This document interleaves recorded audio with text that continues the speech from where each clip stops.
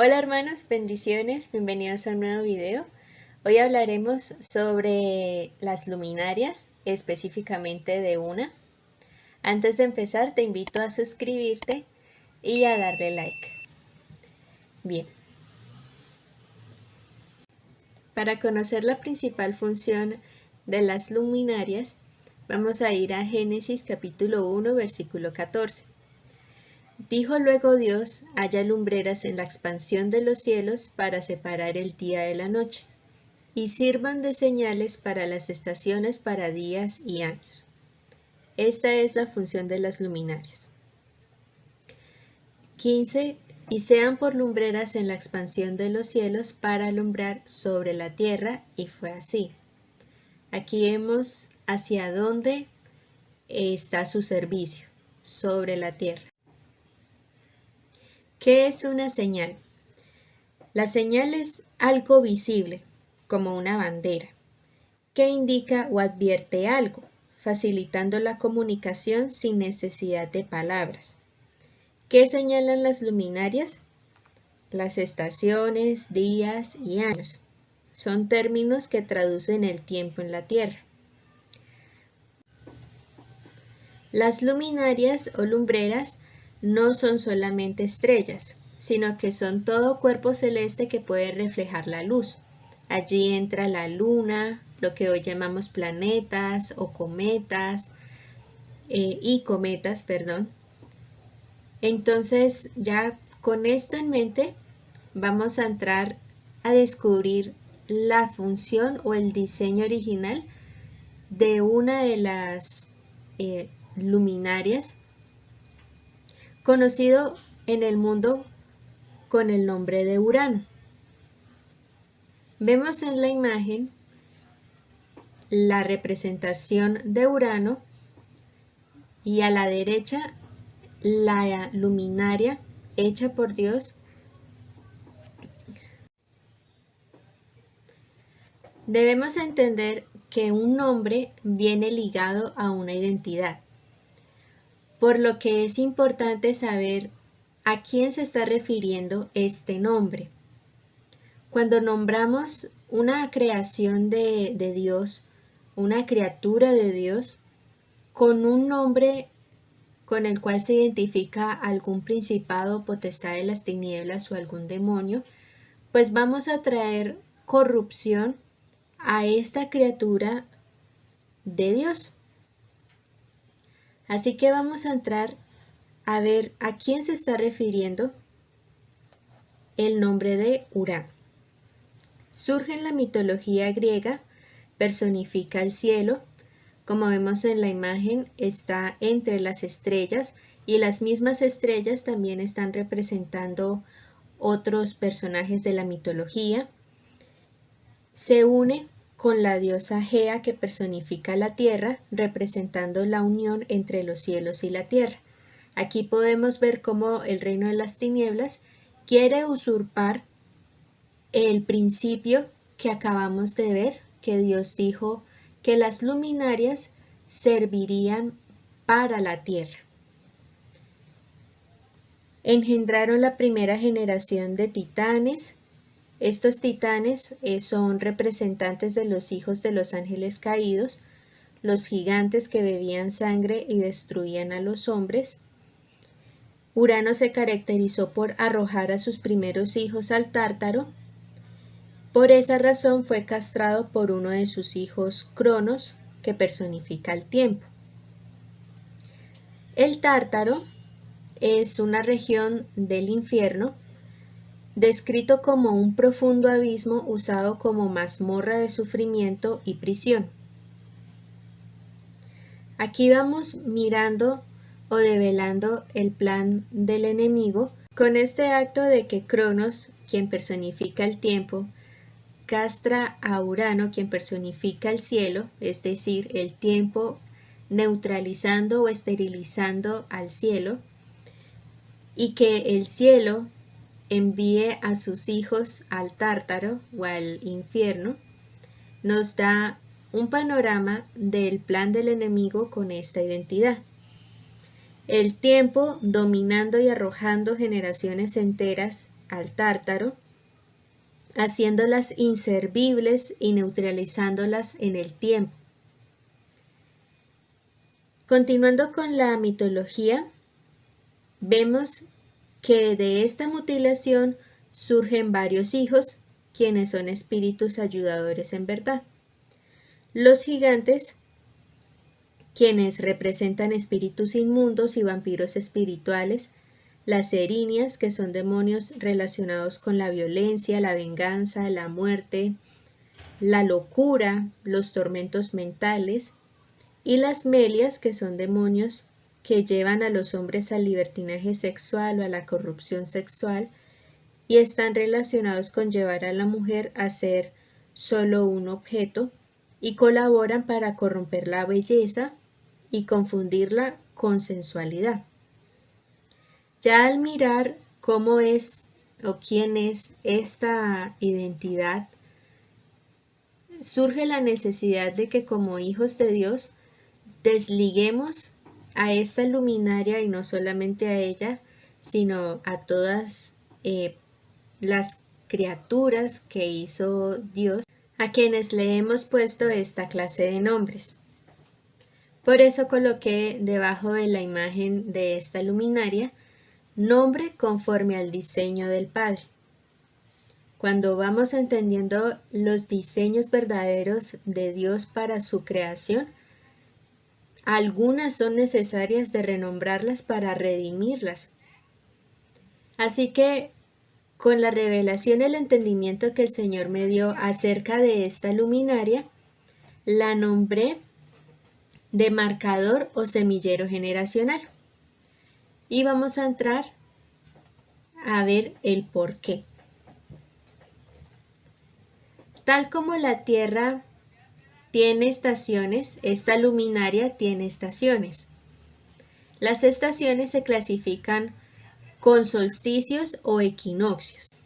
Y el Señor me mostró que cada solsticio de esta luminaria es como una ventana donde se siembra espiritualmente, donde tiene cabida un momento o un periodo de tiempo de siembra, que se va a desarrollar luego cuando entra el equinoccio. Para entenderlo mejor, vamos a ver los 3 últimos solsticios que tuvo esta luminaria. El primero es desde 1912 a 1933, el segundo es desde 1954 a 1965 y el tercero desde 1985 hasta el 2006.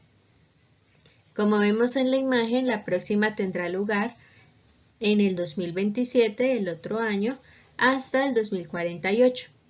Pero vamos a ver cuáles fueron estas semillas espirituales.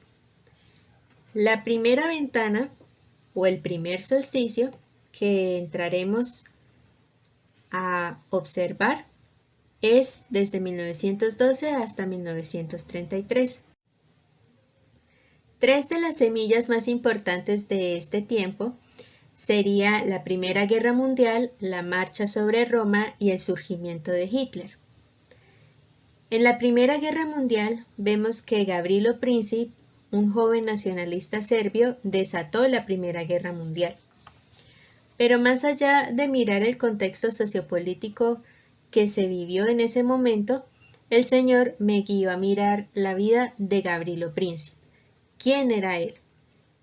Y descubrí que era un joven de 19 años, hijo de un matrimonio de escasos recursos, que estudió su escuela secundaria en la ciudad junto con su hermano mayor. En la escuela secundaria hizo contacto con la organización revolucionaria Joven Bosnia, que también era considerado un grupo terrorista. Participó en la protesta por anexión de Bosnia a Austria por voluntad del rey austrohúngaro y fue expulsado de su secundaria por ser descubierto en tratar de reclutar varios de sus compañeros a la revolución. Fue rechazado incluso dentro del grupo revolucionario por su complexión delgada y su estatura. Así que todo esto lo llevó a él a decidir que tenía que hacer algo para demostrar que él sí era capaz. Con esto, vio en el archiduque Francisco Fernando la oportunidad de demostrarlo y con esto él decidió dispararle, desatando la Primera Guerra Mundial. Y el Señor me hizo meditar acerca de cómo hubiera sido la vida de Gavrilo Princip si en su familia Cristo hubiera sido el centro, si le hubieran enseñado que su identidad no provenía de lo que él pudiera ser, sino de quién es Cristo.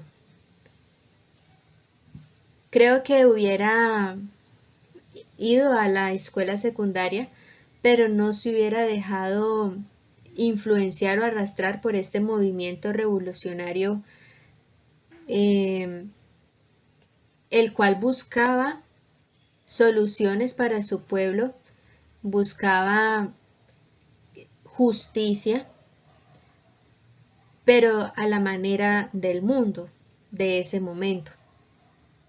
Si Gavrilo Princip hubiera tenido su fundamento en Cristo, hubiera tenido su vida en Cristo, tal vez hubiera llegado a influenciar o a atraer a varios de sus compañeros al Señor. Hubiera entendido que por medio de la intercesión y de la oración hubiera cambiado o podía cambiar la historia de su nación, de su pueblo. Podía haber clamado por justicia al Señor.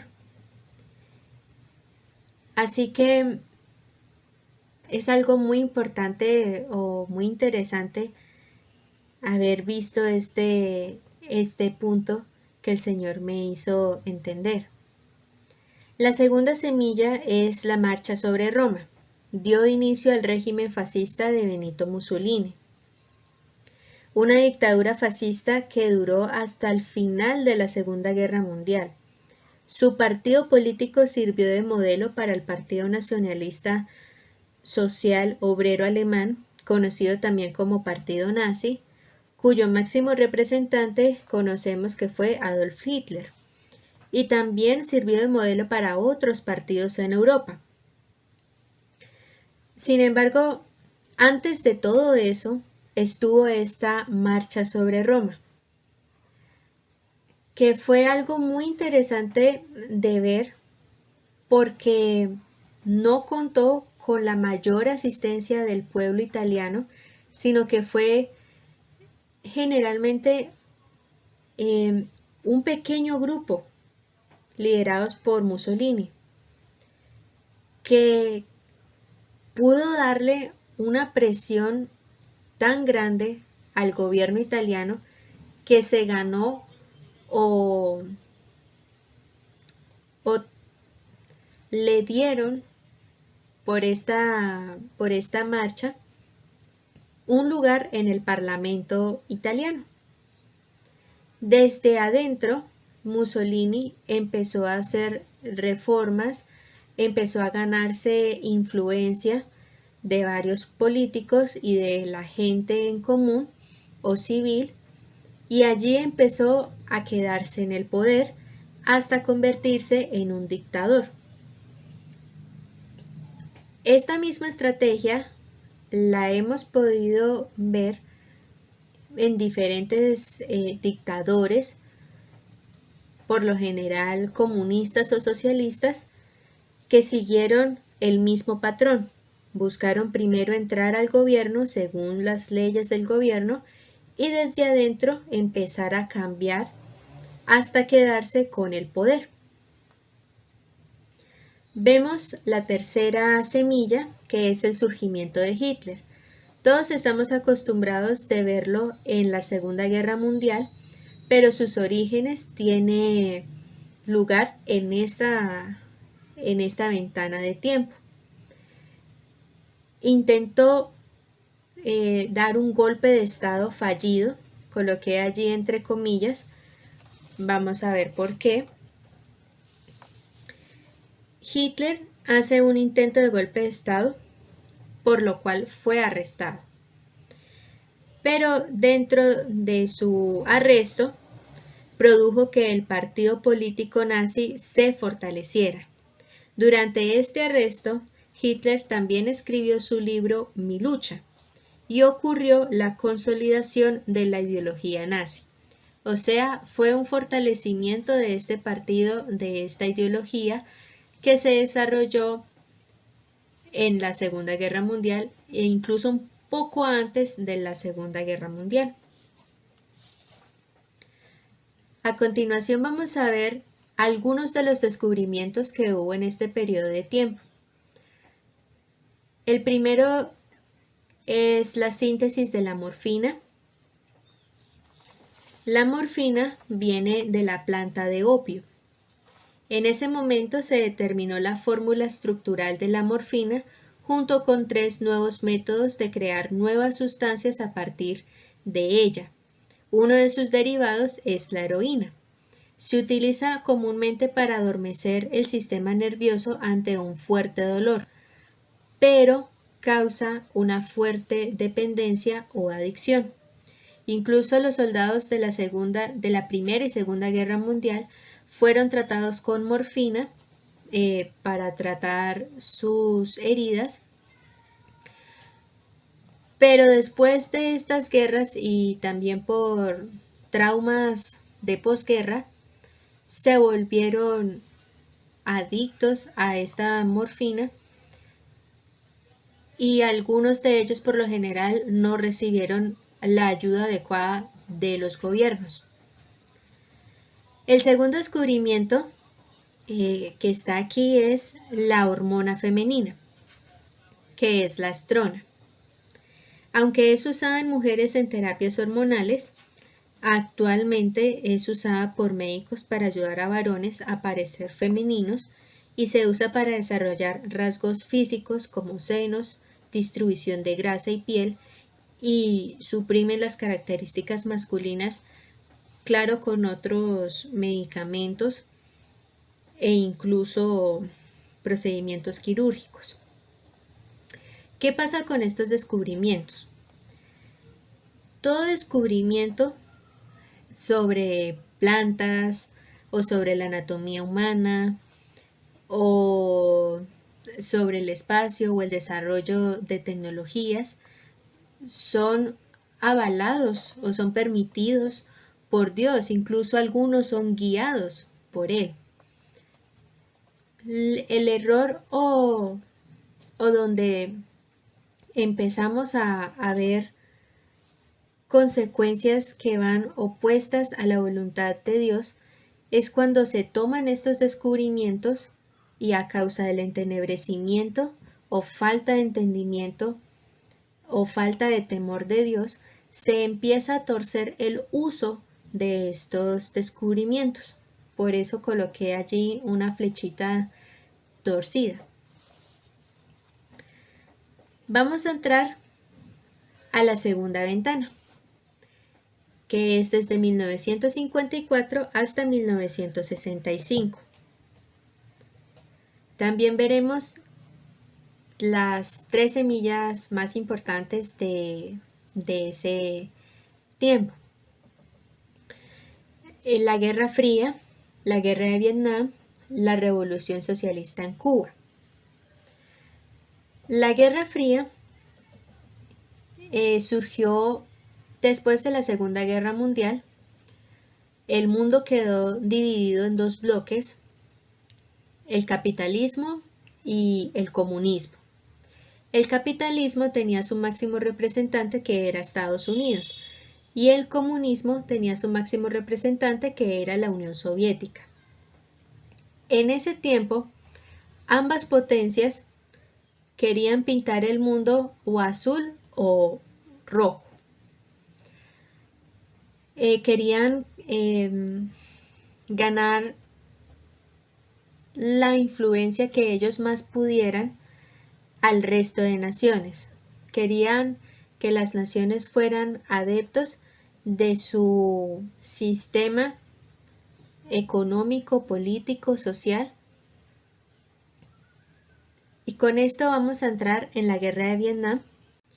Después de la Segunda Guerra Mundial, Vietnam queda fracturado en dos partes por ideales políticos. El norte acogió el comunismo y el sur el capitalismo, aunque en el sur también habían guerrillas comunistas, y el imperio del norte se había convertido en dictadura apoyada por Estados Unidos.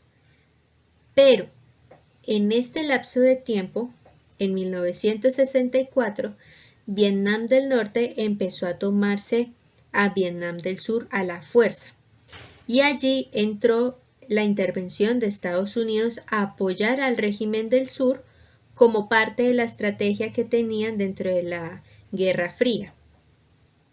En esta guerra de Vietnam hubo más de 2.858.000 muertos de ambos bandos, soldados y civiles, americanos y vietnamitas.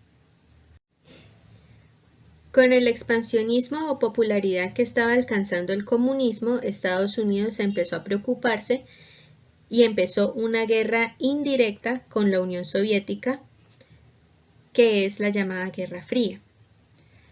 Sin embargo, se puede considerar que la cantidad de muertos que hubo en la guerra de Vietnam hubiera sido menos si Estados Unidos no hubiera intervenido. La revolución socialista en Cuba estuvo dentro de esta Guerra Fría. Dos de las personas más importantes en esta revolución fue Che Guevara y Fidel Castro.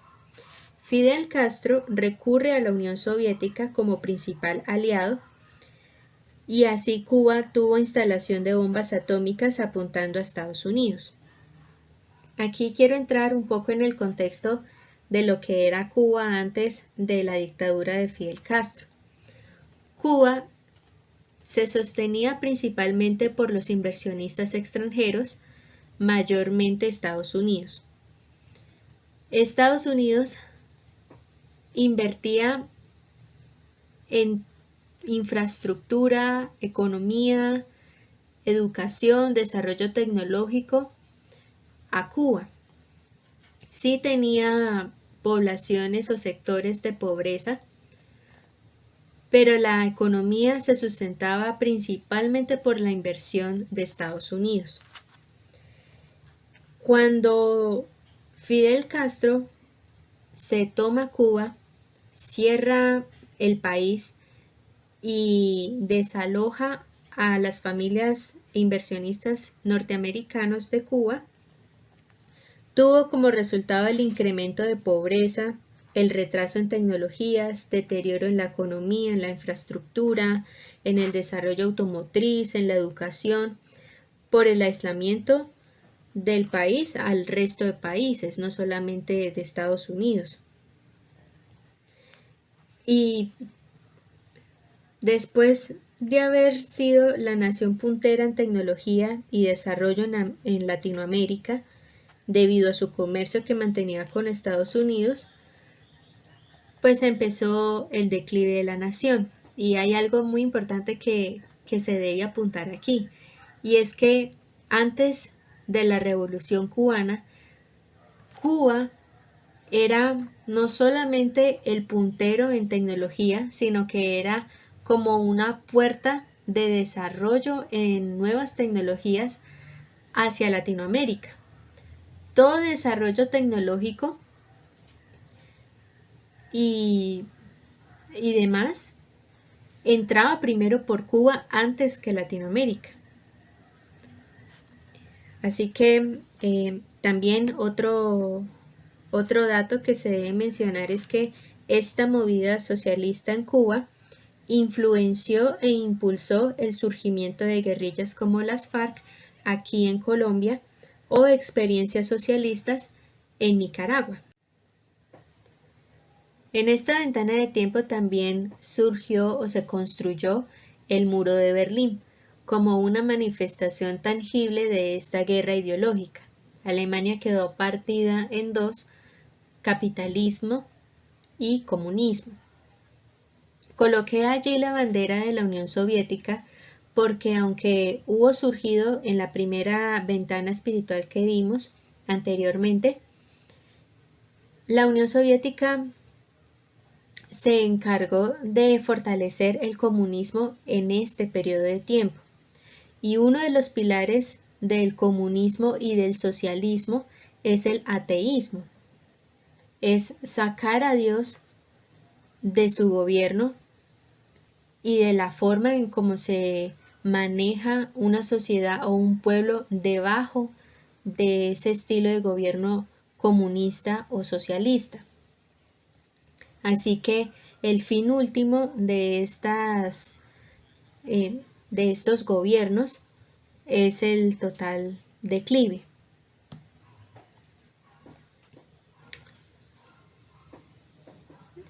Vamos a ver unos puntos principales de la Guerra Fría, que son las bombas atómicas, la carrera espacial y la cultura y educación. Las bombas atómicas, como hemos visto, tuvo comercialización como lo fue la Unión Soviética con Cuba y así con otras naciones. La carrera espacial, que tenemos idea por diferentes películas actuales de cómo se vivió este momento. Y la cultura y la educación. Dentro de la cultura, la Guerra Fría influenció directamente, o una de las influencias que tuvo fue Hollywood. La producción de películas en donde el personaje principal era un norteamericano que se enfrentaba o trataba de detener a un villano que era soviético o ruso. Todo esto parte de la guerra ideológica que se vivió en ese momento, de Estados Unidos contra la Unión Soviética y viceversa. Dentro de la educación vemos que la Guerra Fría influenció mayormente en Latinoamérica. No sé si ustedes se han preguntado alguna vez por qué en las instituciones educativas les enseñan como segundo idioma inglés. Y es precisamente por una de las estrategias que tuvo Estados Unidos durante la Guerra Fría de querer enseñar su idioma, y por eso prestó materiales educativos para enseñar esta lengua a escuelas o academias latinoamericanas, para así tener más naciones adeptas al capitalismo. Entraremos ahora a la última ventana espiritual o siembra espiritual que hubo en el solsticio de 1985 al 2006. Ya creo que todos estamos familiarizados con lo que vemos en la imagen. En una parte, en la parte de arriba, coloqué una generación entretenida, porque esto fue lo que el Señor me hizo ver de la generación que creció en esta ventana de tiempo. Microsoft lanza su primer sistema operativo, Windows 1.0. Fue como la piedra principal de todo el desarrollo de computación que tenemos actualmente.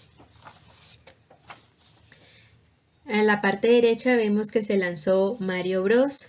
A la parte izquierda vemos unas imágenes del video musical de Take On Me, que también se lanzó durante ese año. Hay un paralelo entre esta canción y este nuevo mundo virtual,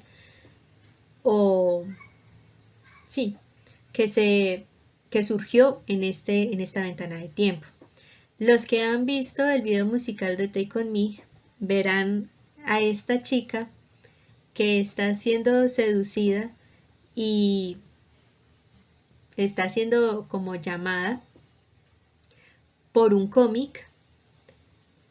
Lo vemos en la imagen. Ella entra a este cómic, a este mundo ilusorio de fantasía y queda atrapada allí. En paralelo, es lo mismo que se vivió durante este tiempo, una generación que se vio atrapada por este desarrollo tecnológico y por estos mundos virtuales y por estos mundos ficticios. Aquí vemos dos líneas, no son distintas, son paralelas. La misma línea de tiempo que ocurre, o sea, lo mismo que pasa arriba está pasando simultáneamente en la línea de abajo. En 1985 se lanza esta serie animada llamada Thundercats y al mismo tiempo Harvard implanta gen responsable de cáncer a un ratón y esto abre las puertas a crear animales transgénicos. ¿Qué significa esto?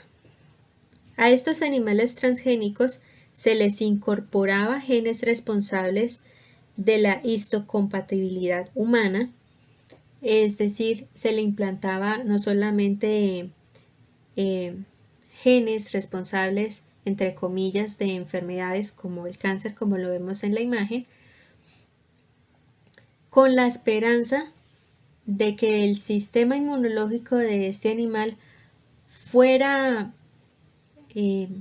tuviera una respuesta buena para ellos, porque esto quería decir que este animal podía producir órganos que podían ser implantados en los humanos y que los humanos tuvieran esta misma respuesta inmunológica de este animal frente a estos genes de enfermedades o responsables de enfermedades y pudieran vivir.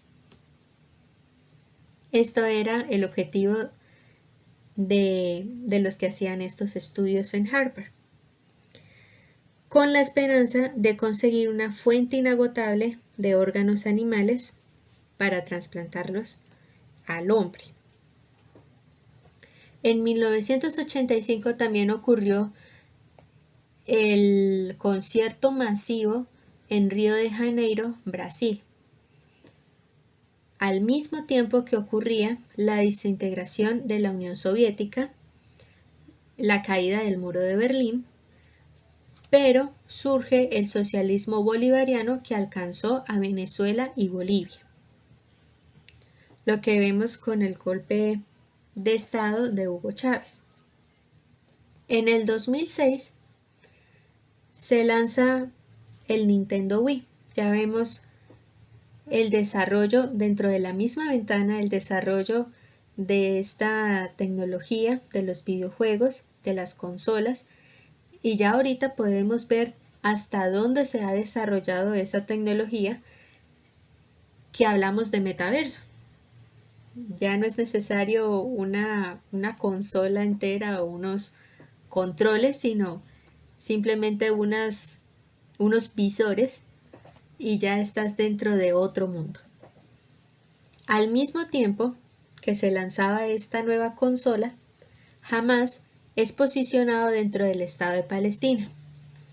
Actualmente podemos ver cómo se desarrolló este suceso, o sea, hasta dónde llevó a este país este acontecimiento específico. ¿Qué pasó? Una generación se entretuvo mientras que todos estos sucesos pasaban por debajo de cuerdas.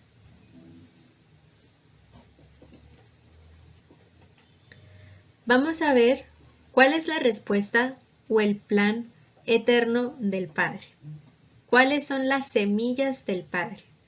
Y son sus hijos. Tal como el Padre está fuera del espacio-tiempo, sus hijos también lo estamos. No estamos regidos por las ventanas de tiempo, sino que el Señor nos ayuda a gobernar sobre el tiempo, no a responder siempre a los acontecimientos, sino que seamos fuentes de la voluntad o de la manifestación de la voluntad del Padre. Por eso es importante recalcar que esta nueva ventana que se va a abrir en el 2027 hasta el 2048 no significa un tiempo limitado para nosotros. No significa que en el 2048 la Tierra se va a acabar. No, señor. Esto significa de que va a ser un tiempo en el que debemos depender completamente del Espíritu Santo, debemos buscar la voluntad del Padre, qué está en el corazón del Padre, para traerlo, sembrarlo, manifestarlo en este lapso de tiempo e incluso más allá. Algunas semillas del Padre. Nuestros hermanos en diferentes épocas han sido fuentes de la manifestación de la voluntad del Padre. Más allá de mirar los avivamientos o los actos que llevaron a estos avivamientos, o más allá también de las obras que hubo en este tiempo, quiero llevarlos a ver cuáles fueron las enseñanzas o a dónde quiso llevarlos el Espíritu Santo para entender. Empezamos con Charles Finney. Vivió en la Tierra desde 1792 hasta 1875. Fue presidente de Oberlin College, un importante lugar clave en la abolición de la esclavitud en Estados Unidos. Fue uno de los primeros colegios estadounidenses donde se educó en forma conjunta a hombres blancos y negros. Introdujo contracorrientes como la participación de la mujer en el servicio a Dios. Fue el líder del segundo gran despertar en Estados Unidos. Aquí con esto vemos que el Espíritu Santo le dio entendimiento de que no hay separación de razas, no hay tal separación de razas, ni tampoco hay discriminación entre hombres o mujeres para servirle a Dios, sino que ambos están llamados a servirlo a Él. Los hermanos de la calle Azusa, un avivamiento que se manifestó en 1906. El Espíritu Santo se derramó sobre sus hijos, trajo sanidad física a muchos, y estas señales y prodigios atrajo a muchos. Además, los hermanos entendieron que al adorar entraban en una dimensión espiritual, o sea, entraban en la dimensión del Padre. Esto fue algo que ellos entendieron. A través de la adoración verdadera, en verdad y en espíritu, como lo dijo el Señor, se entra en este ambiente del Padre.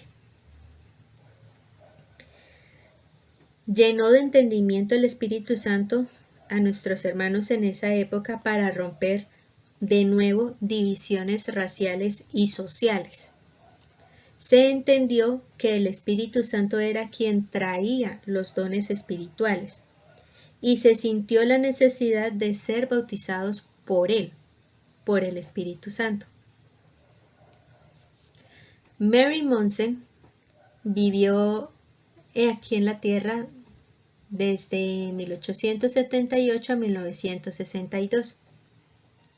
Fue misionera, hizo parte de ese gran movimiento misionero de ese tiempo. Muchos hermanos fueron movidos por el Señor a China, a Japón, a Corea, e incluso ella fue llevada por el Señor a Corea para que ella viera lo que Él estaba haciendo allí, para llevarlo, trasladarlo a China. La llevó a orar 20 años y también a otros misioneros, a un pequeño grupo de misioneros en China, en la provincia de Shandong. También fueron llevados a reunirse en oración 4 años.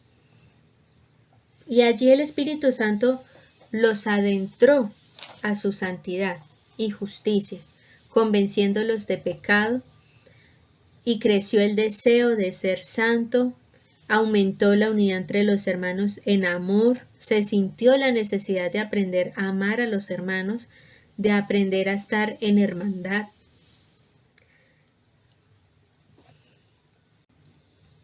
Mary Manson en 1927 preguntó algo que estremeció a toda la congregación en China. Y parece sencilla, pero la respuesta a esa pregunta es bastante profunda. Y es, ¿han nacido de nuevo? ¿Han nacido de nuevo? La pregunta llevó al arrepentimiento alrededor del norte de China. Se tomó un colegio para meditar sobre esto. Se estimó que había un hijo de Dios en cada hogar de China después de esto. Y fue un avivamiento que duró hasta 1937. Pero más allá de que hubiera o no un avivamiento o una búsqueda, era el entendimiento de la respuesta a esta pregunta. Es muy importante que entendamos qué significa nacer de nuevo, entenderlo a través de las palabras del Señor. El Señor habló en uno de los evangelios, en el Evangelio de Mateo o de Juan. Él habla sobre cómo es un nacido de nuevo. Y bien, duró hasta 1937 ese avivamiento. 3 años después, el Señor iba a levantar a Billy Graham. Y aquí hay algo muy interesante y muy hermoso que vemos acerca del Padre, y es que todos nosotros, sin importar la época en la cual hemos nacido, somos como un hilo con el cual el Señor teje. Cuando las personas ven un tejido, por lo general es un solo hilo, y ven esta obra hermosa, este tejido hermoso, pero es solo un hilo, un hilo. Somos también como un bosque, donde los árboles están entretejidos o unidos en las raíces, y es algo maravilloso en verdad. Esto lo menciono porque Billy Graham se casó con una hija de unos misioneros que venían de China. Son esas conexiones, ahí vemos cómo el Señor va obrando de una manera en que, sin importar el tiempo. Julio César Rival es es parte de esas conexiones. Estuvo aquí en la tierra desde 1953 hasta 1995. Él nació en Bolivia, pero fue a Estados Unidos a estudiar medicina y allí atendió a una reunión de Kathryn Kuhlman.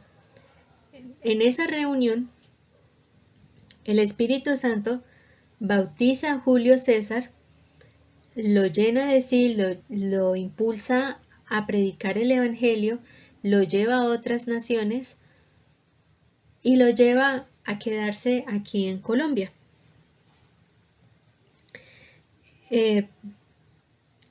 Principalmente él estuvo viviendo en Cali. Allí se vivió, en ese momento, en esos años, Cali estaba atravesando por un momento muy violento, conocido en la historia del país, donde los cabecillas del narcotráfico eran demasiado sangrientos. Se vivía una división, no solamente dentro de la misma ciudad, entre varias personas o líderes o barrios, sino que también se vivía división dentro de las mismas congregaciones, dentro de los mismos hermanos que servían como pastores, se vivía división. Y el Espíritu Santo le llenó de entendimiento y movió el corazón de Julio César a trabajar por la unidad. Surgió un momento muy, muy impactante en la vida de él, que lo dejó sembrado en Cali en 1995. Le quitaron su vida de aquí de la tierra, pero el Señor usó su vida, usó su siembra para traer unidad, arrepentimiento y convicción de pecado a toda la ciudad. Entre los mismos hermanos, entre las mismas congregaciones, incluso dentro de los mismos líderes religiosos que habían allí en esa ciudad, e impulsó la unidad. Con esto vemos que la respuesta del Padre siempre van a ser sus hijos. Y cuando me encontraba meditando acerca de las acciones de nuestros hermanos, de estos hermanos que hemos escuchado y mencionado, pues me maravillaba yo. Estaba pensando en lo que hicieron, en los milagros, en los prodigios que el Señor manifestó a través de ellos. Pero en medio de esta meditación el Señor me dijo Next Generation, siguiente generación. Y me hizo entender que es importante observar lo que el Señor quiere traer para esa generación. No nos está llamando a replicar lo que hicieron estos hermanos, no nos está llamando a replicar lo que hicieron los hermanos de la calle Azusa, o lo que hizo Catherine Kuhlman, o lo que hizo Hudson Taylor o Mary Monson. No nos está llamando a replicar esas acciones. El Señor quiere traer algo nuevo, un entendimiento nuevo, hijos suyos que sean capaces y quieran buscar esta capacitación del Espíritu Santo para enseñarnos a gobernar, para entender qué es el gobierno del reino de los cielos, qué es gobernar juntamente con Cristo, el entendimiento de la creación del Padre, como lo hemos visto con esta luminaria, y a aprender a señorear, tomando lo que el Señor vino a rescatar con su obra, con su sacrificio y resurrección, para llevarnos al estado de Adán en el principio. Así que esta es una invitación, hermanos, que les hago, que les extiendo, de buscar en este tiempo la voluntad del Padre. Buscar qué es eso nuevo que el Señor quiere traer a la tierra. Y perseguirlo. Bueno, hermanos, espero que les haya sido de mucha bendición este video. No olviden suscribirse, compartirlo, y nos vemos en un próximo video. Bendiciones.